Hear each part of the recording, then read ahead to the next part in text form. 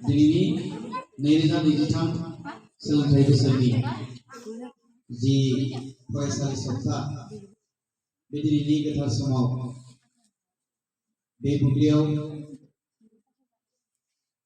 आंजोंनो मेहेरगोनाङै नुजाथिनो हानाय जोंनि आंगोनि लोगो फोरोंगिरि नोंथांमोन लोगोसे अनजालु अनजालि फरायसालि नोंथांमोननिसिम बयनिसिमबो फरायसालि सप्तानि आंनि गोसोनिफ्राय गोजोन हामलायनायखौ बावहरग्रोनानै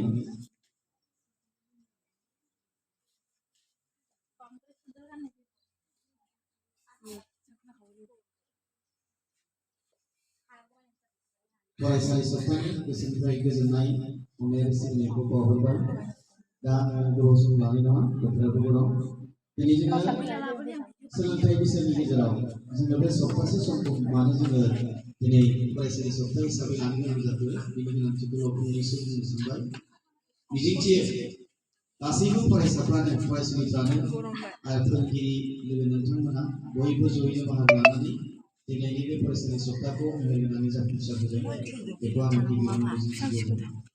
दा जोंहा सासे फरायसा हिसाबै फरायसुलि हिसाबै जोंहा गावनि कारिकुलाम जिथुनिखि सोलोंथायारि इडुकेसनेल कारिकुलामनि अनगायैबो लेखायाव बा बिजाबाव मोननाय गियाननि अनगायैबो जोंहा माखासे मा थायो हाइडिं टेलेन्टस जोंनि थाखोमानानै थानाय माखासे प्रतिक्रिया एबा रोंगौथि जोंहा थायो।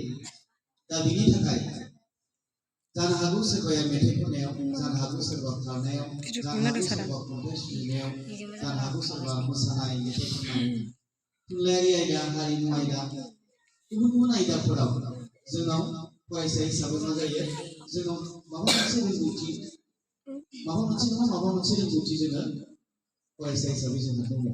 दा बै रोंगौथिखौ जोङो उनफारसेसिम लांबाय थानो थाखाय सासे गोग्गो फरायसा हिसाबै गावखौ दाफुंनानै लानायाव बै नोंनि थाखोमानानै थानाय टेलेन्टखौ जोङो दै लुनानै जों बेखौ फेदेरनो थाखाय मोनसे प्लेटफर्म नांगौ जायो एबा जौस्रां नांगौ जायो। बेनिखायनो दिनैनि बे सानखौ जोङो सप्तासे सानखौ फरायनाय लिरनाय गासै हाबाफारिखौ दोनथ'नानैब्लाबो जोङो बे सप्तासेखौ जोङो बे हाबाफारिखौ नोंसोर उन्दै उन्दै फरायसाफोरनो बे मोनसे खाबुखौ होनो थाखायनो जों बे सप्तासे सानखौ लानाय जादों।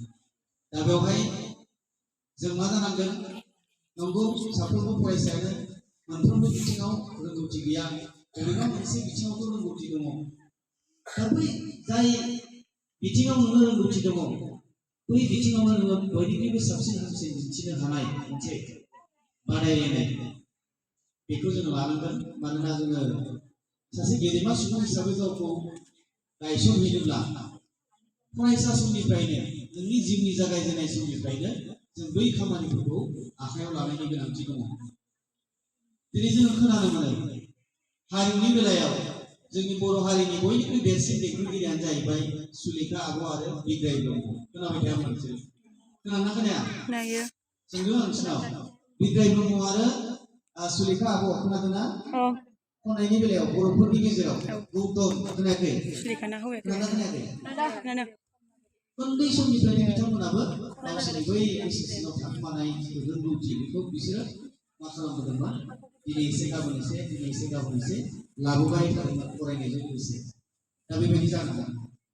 बेबायदिनो गुबुन गुबुन दिगफ्रावबो गेलेमु आयदायाव जोङो बर'फोरनि गेजेराव खोनानो मोनबाय थादों बयनिख्रुइ साबसिन फुटबल गेलेग्रा हलिचरन नार्जारि आरो दुर्गा बर' खोनाबाय थादों।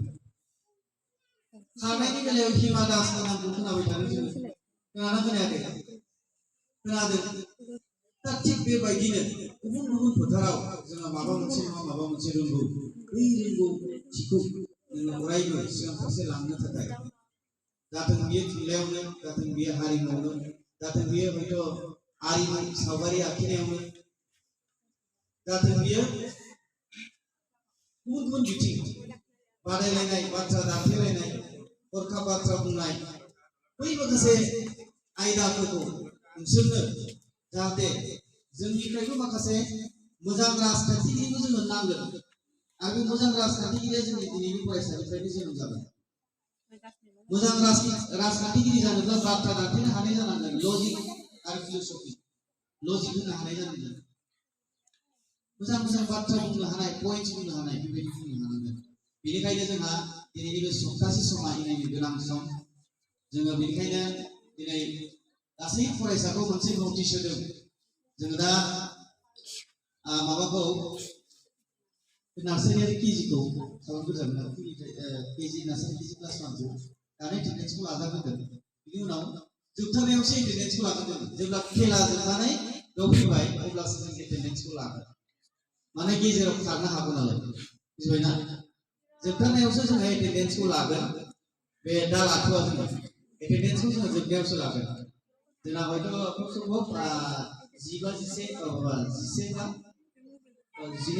10 माने रिगायाव हयथ' जोबहैनो हागौ दा बे समसिम जुदि थानो हायाब्ला साननै नुजाथिया जानाय लोगो लोगो सानथामाव बारनाय लोगो लोगो 500खौ होनांगोन फाइना फाइनखौ बिनि थाखायनो कम्पालसरि खालामनाय जादों फरायसाफोरखौ मानोना मा जायो जेरै फरायसानि गेजेराव गाव जेबो बाहागो लाया आरो बाहागो लाग्राखौबो नुदाबो दा बिदिजों जानाय नङा जों दहायनो बुंदों साफ्रोमबो फरायसायानो माबा मोनसे नङा माबा मोनसे मावनो रोंगौ नाथाय जोङो बे रोंनायखौ जोङो लाखुमानानै थायो जों बेखौ लाखुमानो नाङा बेनिखायनो गासैबो फरायसाफोरखौ खावलायबाय फोरोंगिरि बिथांमोनखौ खावलायबाय खौसेयैनो जोङो गावनि हाबाफारिखौ मोजाङै मावगोन आरो फरायसाफ्राबो गाव जेबो गेलेयाबाबो आखाइ सुनायखौ गारनाय लोगोफोरखौ थुलुंगा होनाय गावनि ग्रुपफोरखौ हानजा दानाय